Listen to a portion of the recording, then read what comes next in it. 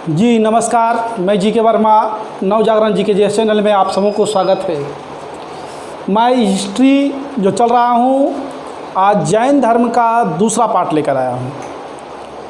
पहला पार्ट मैंने दिया हूँ। जो ये वीडियो देख रहे हैं, मैं उनसे रिक्वेस्ट करेंगे कि प्ले लिस्ट में जा कर के दूसरे पार्ट को आप देख लें, जिससे क्या होगा कि आपकी जो इससे जुड़े हुए जो भी क्वेश्चन होगी आप समझ में पूर्ण रूप से हो सकती है और किसी प्रकार प्रॉब्लम नहीं होगी। तो चलिए, इसको क्लियर करने के लिए हम लोग इस वीडियो को पूरा करते हैं। महावीर अगले ही पार्ट 1 में ही कुछ महत्वपूर्ण इनसे जुड़े हुए क्वेश्चन हो चुकी थी। आज मैं चल रहे हैं महावीर के छूटे हुए क्वेश्चन। कहते हैं, महावीर को जब मोक्ष की प्राप्ति हुई, जब ज्ञान की प्राप्ति, जब दिव्य ज्ञान की प्राप्ति हुई, तब इसे जो है सुधर्मन नाम पड़ा। सुधर्मन, मैंने बताया था कि इनकी मृत्यु 72 वर्ष की अवस्था में 468 ईस्वी पूर्व में पावापुरी में हुआ था। सर श्रीपाल जो मल्लाह थे, इनके पार्थिव शरीर को दाह संस्कार जो किए थे, याद रखिए, सर श्रीपाल जो मल्लाह थे। महावीर सांख्य दर्शन का शिक्षा प्राप्त किए थे, यानी सांख्य दर्शन इनसे जुड़ा हुआ था, जिसकी इन्होंने शिक्षा प्राप्त किए थे। सांख्य दर्शन की जब बात आती है तो महात्मा बुद्ध भी सांख्य दर्शन की शिक्षा प्राप्त किए थे। कहा जाता है दर्शनों में सबसे प्राचीन दर्शन यही सांख्य दर्शन कहा जाता है। महावीर के जीवन कृत्यों का वर्णन जो मिलता भगवती सूत्र में, जिसकी रचना भद्रबाहु ने किया था। भद्रबाहु, जबकि जैन धर्म का प्रारंभिक इतिहास जो मिलता है, जैन धर्म का प्रारंभिक इतिहास अगर कहा जाए तो वो आपको कल्प सूत्र में मिलता है। कल्प सूत्र में जैन धर्म का प्रारंभिक इतिहास, प्रारंभिक इतिहास की जानकारी इसी में मिला है, कल्प सूत्र में, ठीक है ना। और जैन साहित्य को आगम कहते हैं। जैन साहित्य को आगम, जैन धर्म का प्रारंभिक इतिहास कल्प सूत्र में, महावीर के जीवन कृत्यों का जो वर्णन मिला है वो भगवती सूत्र में। कहते हैं महावीर ईश्वरवादी नहीं थे, ईश्वर पे विश्वास नहीं करते थे, ईश्वर के मान्यता को नकार दिए थे कि ईश्वर है ही नहीं, भगवान नहीं है। इसलिए इन्हें नास्तिक के रूप में जो है न कुछ सनातन धर्म के विद्वानों ने उपलब्धि दिया था कि जैन धर्म नास्तिक और आस्तिक के रूप में सनातन धर्म से जुड़े हुए थे। तो ईश्वर पर विश्वास नहीं करते थे, लेकिन इनका विश्वास था किन चीज़ों पे? तो कुछ महत्वपूर्ण है, जैसे आत्मा, पूर्व जन्म और कर्म पर विश्वास था कि आत्मा होती है और यह पुनः जन्म लेता है और इंसान अपने कर्मों से अपने कृत्य, अपने जीवन उपलब्धि को बढ़ा सकता और घटा सकता है। ईश्वर हमें वही सिखाता है जो महावीर ने बताया था। ईश्वर भी हमें सिखाता है कि कर्म करो, भगवान भी हमें सिखाता कर्म करो। अगर कर्म हम करते हैं तो फल हमें मिलता है, यह भी नकारा ना जा सकता है। तो एक हम रूप में कह सकते हैं कि महावीर भी ईश्वर और भगवान का ही कृत्य का रूप बताते हैं। दूसरी बात, इन्होंने जो उपदेश दिया था, महावीर के द्वारा जो उपदेश मिला था, वही उपदेश पार्श्वनाथ के द्वारा दी गई थी। एक ये 5वां जो उपदेश इन्होंने जोड़ा था, जिस तरह से मैंने फिर दोहरा देते हैं कि पार्श्वनाथ जो उपदेश दिए थे कि हिंसा ना करना, सबसे पहला और महत्वपूर्ण जोड़ हिंसा ना करने पर दिए थे। दूसरा है चोरी ना करना है, सदा सत्य बोलना है, संपत्ति संग्रह ना करना है। ये महत्वपूर्ण जो उपदेश हमारे पार्श्वनाथ के द्वारा भी दी गई थी और महावीर जी भी दिए थे। जबकि 5वां जो उपदेश इन्होंने जोड़ा था कि ब्रह्मचर्य, जियो जीवन अपना भिक्षु जीवन व्यतीत करता है, उसे ब्रह्मचर्य होना है। ये पांचवा इन्होंने ये शब्द को जोड़े थे। कौन? महावीर ने। कहते हैं कि महावीर ये भी मानता था कि संसार दुखों से भरा है, यानी दुख का कारण संसार में भरा पड़ा है, ऐसा जैन धर्म का मानना था। और यह मानना महात्मा बुद्ध का भी था। जब बौद्ध धर्म पढ़ाएंगे तो उन्होंने भी कहा संसार के सारे मनुष्य दुखी है और दुख के कारण है लालसा, चाहत। इन्होंने भी कहा था कि संसार दुखों से भरा है। कौन? बौद्ध धर्म थी, जैन धर्म में भी मान्यता है, महावीर के द्वारा भी ये कथन मिला था और महात्मा बुद्ध के द्वारा भी ये कथन मिला था। एग्जाम में जब ज़्यादा पूछती है तो याद रखिएगा कि ऑप्शन के आधार पर अगर दिया जाए कि मनुष्य, संसार के सारे मनुष्य दुखी है, कहाँ किसे कहा गया है, तो ये आप महात्मा बुद्ध मान सकते हैं। लेकिन किस धर्म से लिया गया है, तो ये जैन धर्म ही कहा गया। सबसे पहले उन्होंने बताया संसार दुखों से भरा है।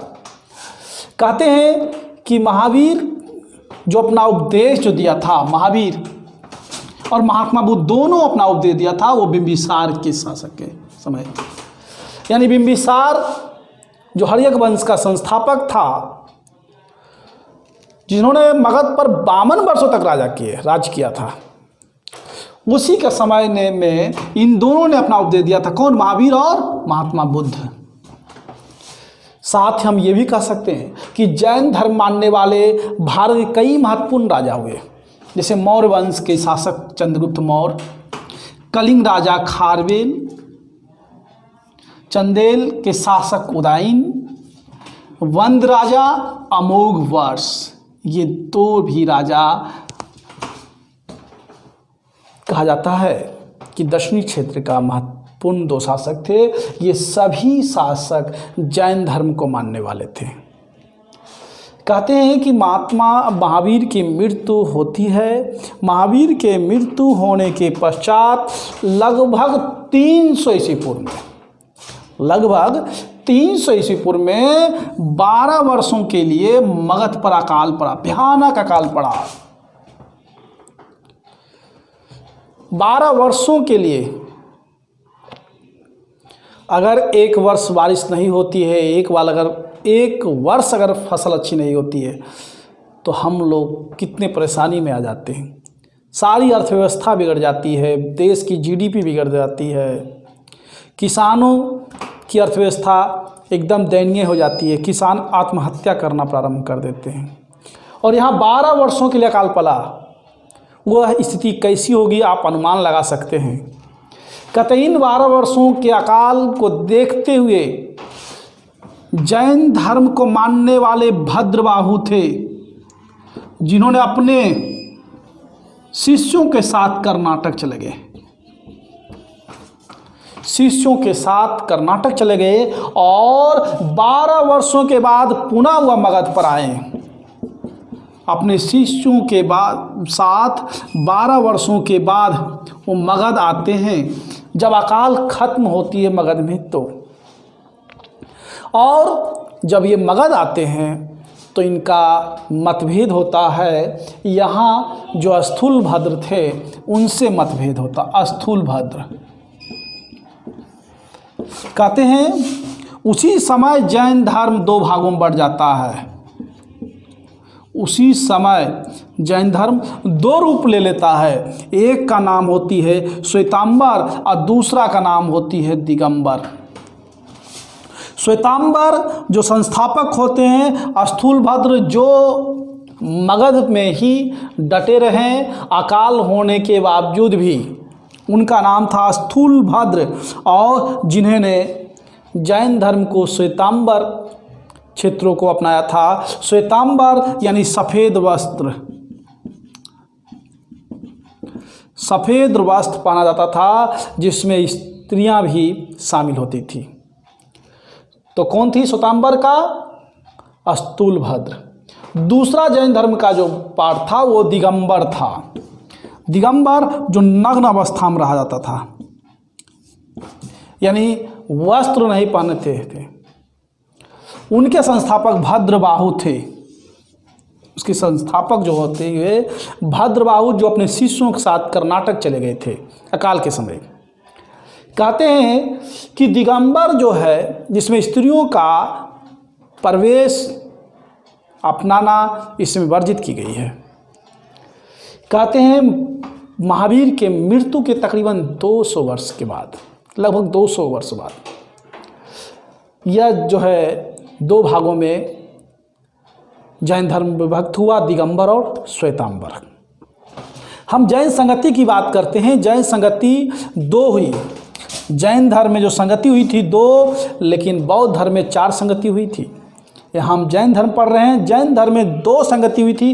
प्रथम जैन संगति जो हुई थी वो 4वीं शताब्दी ईस्वी पूर्व में लगभग 300 BC में हुआ था।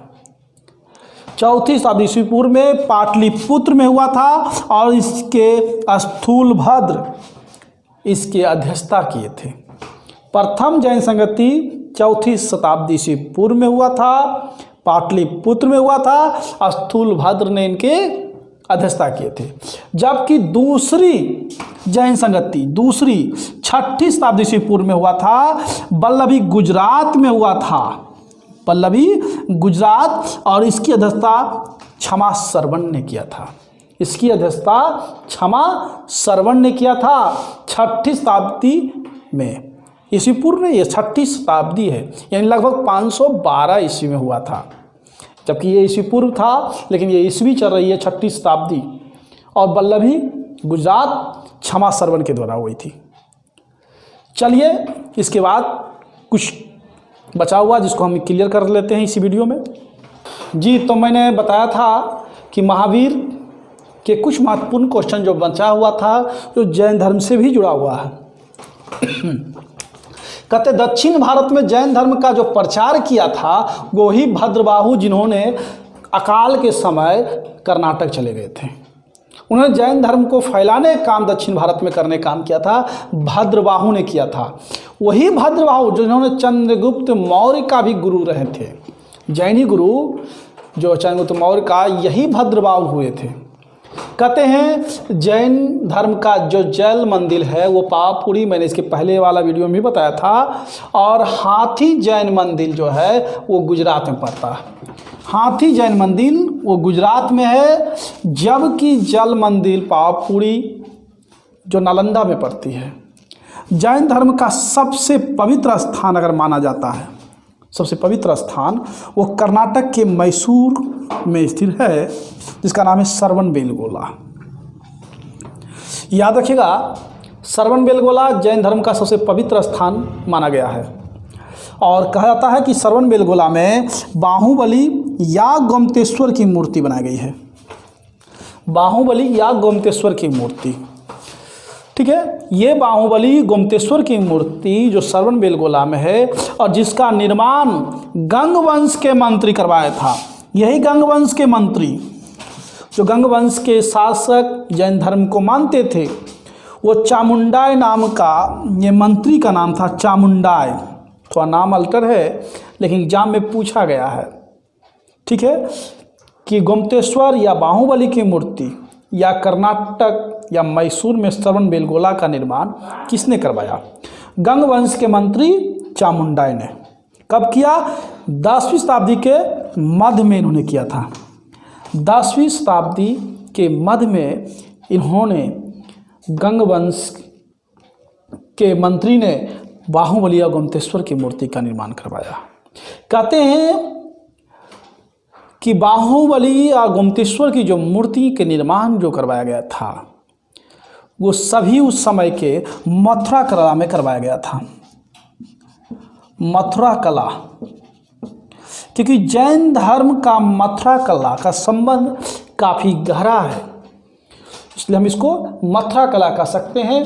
जबकि जैन धर्म का प्रसिद्ध मंदिर दिलवारा मंदिर, नाम सुने आप लोग, जैन धर्म का ही है, सबसे प्रसिद्ध मंदिर है वो दिलवारा मंदिर, जिसका निर्माण सोलंकी शासकों ने करवाया था। ये माउंट आबू पर्वत पर पड़ता है, माउंट आबू जो मध्य प्रदेश और राजस्थान दोनों राज्यों में बहती है, यही माउंट आबू पर दिलवारा जैन मंदिर है जिसके निर्माण सोलंकी शासकों ने करवाया था। ठीक है, कहते दूसरी हम बात अगर कहा जाए कि जैन धर्म का सबसे प्राचीन मंदिरों में से अगर गिनती आती है तो खजुराहो का मंदिर जो 1000 वर्ष पुराना है, 1000 वर्ष पुराना माना जाता है खजुराहो का मंदिर, जो जैन धर्म से जुड़ा हुआ है और जैन धर्म की सारी कलाएं इसमें दीवारों में से अंकित है। यही खजुराहो मंदिर का जिसका निर्माण करवाया था चंदेल शासकों के द्वारा।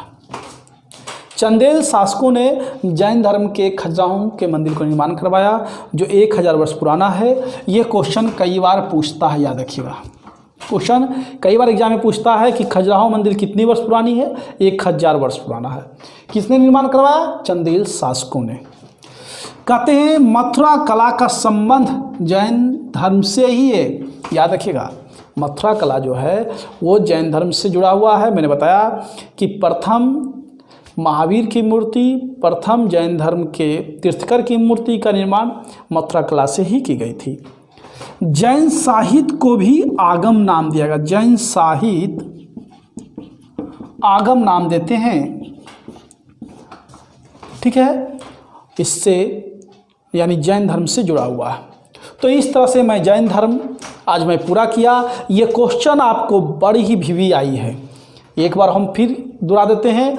दक्षिण भारत में जैन धर्म का प्रचार भद्रबाहु के द्वारा की गई। जैनी जल मंदिर पावपुरी में है। हाथी जैन मंदिर गुजरात में पड़ता है।